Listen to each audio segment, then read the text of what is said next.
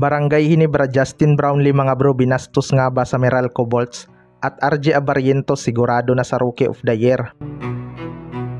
So bago nga magsimula ang new season mga bro, magkakaroon nga muna ng awarding para sa mga player na deserve magka-award. Una nga dyan ay ang season MVP na posibleng makukuha ni Junmar Fajardo.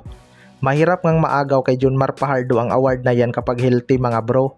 Si Scottie Thompson pa lang ang nakaisa dyan noong na-injured si Junmar Fajardo. Sa Rookie of the Year naman mga bro, 90% si RJ Abarrientos ang makakakuha dyan. Mabigat niyang ang kalaban ay si Cedric Burfield. Kung titingnan natin sa scoring at playing time, lamang talaga si Cedric Burfield. Pero halos triple naman pagdating sa laro. Naka 25 games lang yata itong si Cedric Burfield mga bro, habang nasa 70 plus naman si RJ Abarrientos at nakadalawang final appearance pa. Diyan pa lang lamang na nga si RJ Abarrientos. May laban naman sana itong si Cedric Burfield kung napunta lang to sa malakas na team.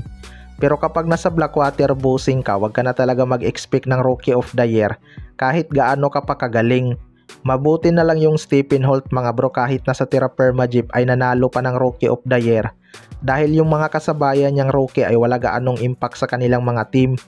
Pero sa batch nila RJ Abarrientos, maraming ang mabibigat na rookie na nagko-contribute.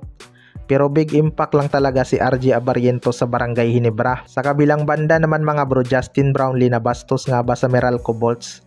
Inilabas na nga ng EASL ang bawat lineup ng kalahok sa kanilang tournament mga bro. At kabilang dyan ang Meralco Bolts. Maraming ang excited sa magiging laban ng Meralco, hindi lang ang kanilang mga fans, kundi pati na rin ang mga fans ng Barangay Ginebra at TNT Tropang 5G. Dahil for the first time makikita natin kung gaano kalakas ang tandem ng dalawang base import na sina Justin Brownlee at Rondy Hollis Jefferson. Ito na nga ang pinakamalakas na binuong lineup ng Meralco Bolts para sumabak sa EASL mga bro.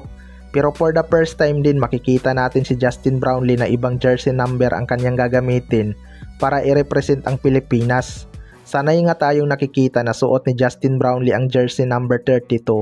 Pero this time jersey number 15 nga ang kanyang susuotin dahil hindi na available ang jersey number 32 na gamit ni Kyle Pascual. May mga nagsasabi nga na parang nabastos daw si Justin Brownlee.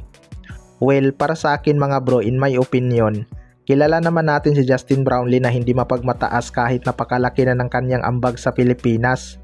Mas pinili niya lang sigurong mag-adjust bilang respeto na rin sa tunay na may-ari ng jersey number 32. Baka kasi idol din ni Kyle Pascual si Justin Brownlee kaya ginaya nito ang kanyang jersey number, 'di ba?